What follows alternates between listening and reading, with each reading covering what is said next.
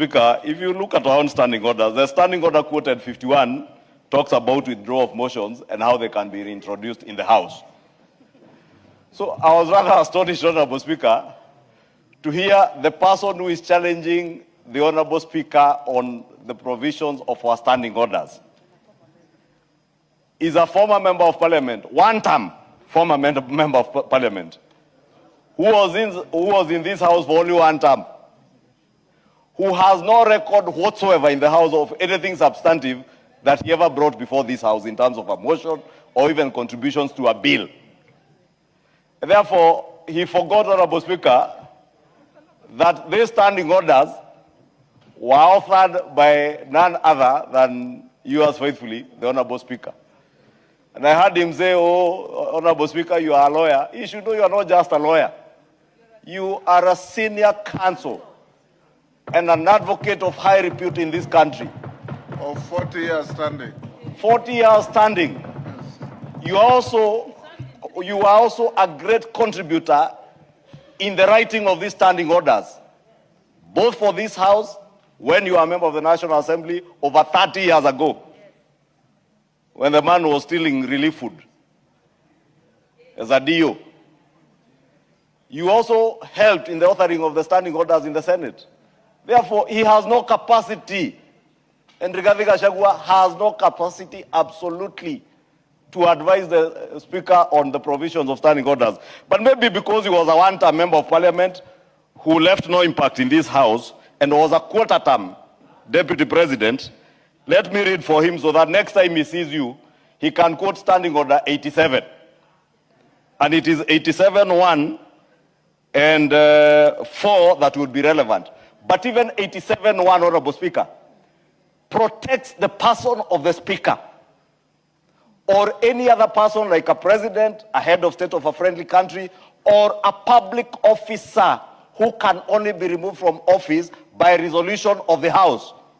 So the deputy president enjoys this because you cannot remove a deputy president from office without bringing a substantive motion before the House.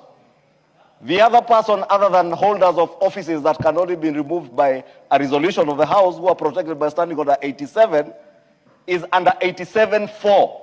It protects you as members of parliament and our colleague senators from being discussed on the floor of the House without a substantive motion being brought.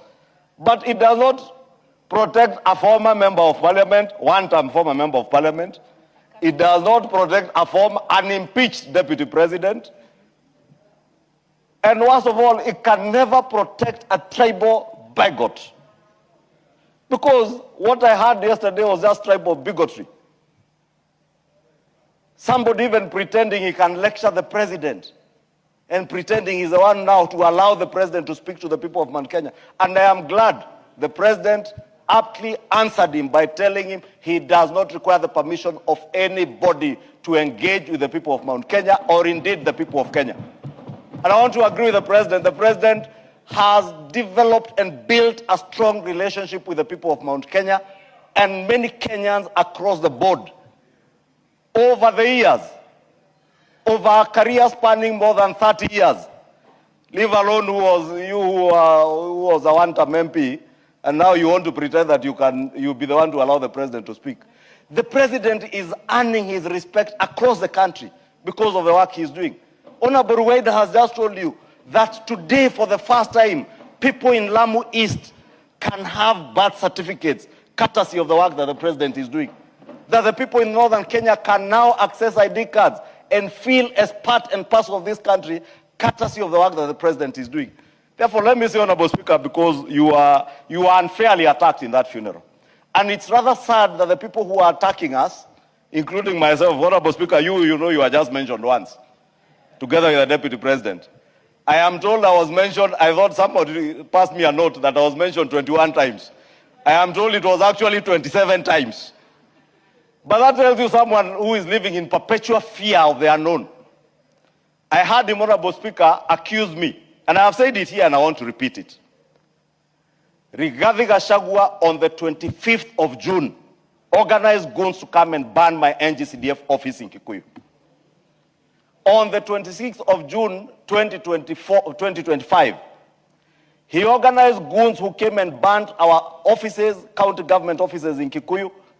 What was left of national government offices, our law courts were burnt down, our county government offices were burnt down. They attempted to come and burn down my own home. That was the day he sent people to attempt to kill my father, who was then 105 years old. May God rest his soul in eternal peace. Then I heard him the other day, Honorable Speaker, saying that, oh, Ichungwa organized goons. Mr. Rigathi, I dared ask him, how would I have organized goons to go burn my own house, to go murder my own parents? And you know, he works with reverse psychology, Honorable Speaker. What he was trying to do to you yesterday was to try and incite the crowd to heckle you, just as we were saying, oh, I had organized Ichungwa not to speak at this funeral. Mr. Speaker, I am on record, and I said it on Sunday when I want to condole with the family of the late Honorable Kiaraho.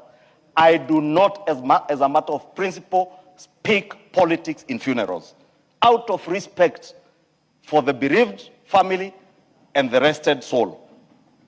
It was very callous of Gachagua and the other bearded character